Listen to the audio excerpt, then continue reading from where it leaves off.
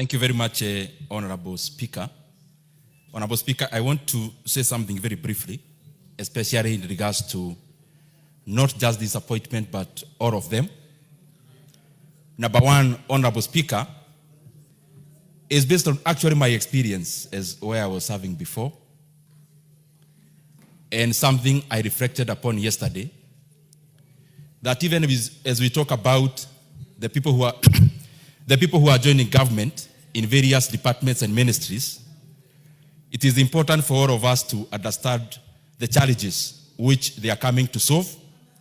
And I'm saying so even in regards to the PS that we are considering this morning and the others that we will be considering this morning, that there are some things that we have to pull in one direction as a country. And I'm saying these things and repeating them because I know the enormity of it. That even as they come to serve, there are some things that we have to put concerted efforts here in Parliament, the executive, and every other Kenyan, because Kenya belongs to all of us. And the challenge I want to highlight, because it cuts across all the departments and ministries, Honorable Speaker, is that we have to pull in one direction in finding a solution to the revenue and debt strains that we have as a country. Honorable Speaker, part of the revenue that we collect as a country, because we are considering one department that is will be looking at our trade and especially regionally.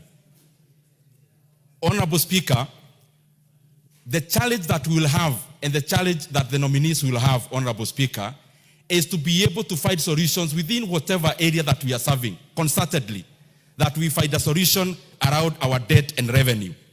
Honorable Speaker, I was in the point of saying that out of the revenue that we collect as a country, Honorable Speaker, currently now as we talk, and part of the challenge of, I saw yesterday the debate in the House around CDF and the release of that money, is basically because of the strain.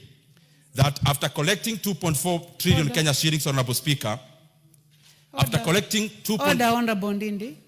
I have a point of order. What is out of order, Honorable? Speaker, I'm listening to NYORO. Honorable NYORO is like he's in a lecture hall. We are talking about competence and competencies of individuals who have been nominated to serve in this government. And we are considering their suitability. We are not talking about revenue. May I have the mic? What is out of order, I think it's still Honorable having Elisha? hangover over having been a budget chair. You are out of order. You are obviously out of order. Well, I will allow him to debate. You have a few minutes. Please conclude. Thank you very much, Honorable Speaker. Some things may not need a response. Honorable Speaker, I was saying that out of the 2.4 trillion Kenya shillings, approximately we could correct as revenue, half of that money will be going into debt repayment. And therefore, Honorable Speaker, it is important that we must find a solution as a country. And I'm not here to blame anyone. I'm just saying in our legislative role here and in all the other arms of government, there must be concerted effort in regards to the existential threats that we have in our economy. Honorable Speaker, one of them is debt. It is tied up with revenue, because if we had more revenue, even the current debt portfolio or servicing will not be as a challenge as it is now, Honorable Speaker. Secondly, Honorable Speaker, when we talk about trade and East Africa, we must give the entrepreneurs, the investors, the primacy of the role they deserve. Honorable Speaker, in many countries, an investor, Honorable Speaker, is given and accorded the support and the respect they deserve.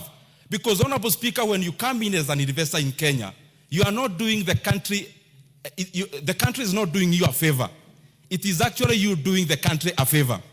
And I say so because as we look around trade, we may rely on our own internal capital, Honorable Speaker, but we may also have to rely on external capital out of entrepreneurs from other economies. Honorable Speaker, the PS of the current department that we are debating this morning must be very abreast that even as we attract investors must be heroes of this country, Honorable Speaker. They must not come here to get stranded and get a feeling like the country is doing them a favor Honorable Speaker, for them to come in. It is actually them that are doing our country a favor, given the fact that there are many parameters and there are many available alternatives for them to invest their money, Honorable Speaker. In overall, Honorable Speaker, I want to congratulate all the nominees and call upon them that we be sincere in public service so that even as we come in, we are looking at the generality of making our country better, Honorable Speaker, and not any other personal consideration. With those many remarks, Honorable Speaker, of you, I submit. Thank you. The Honorable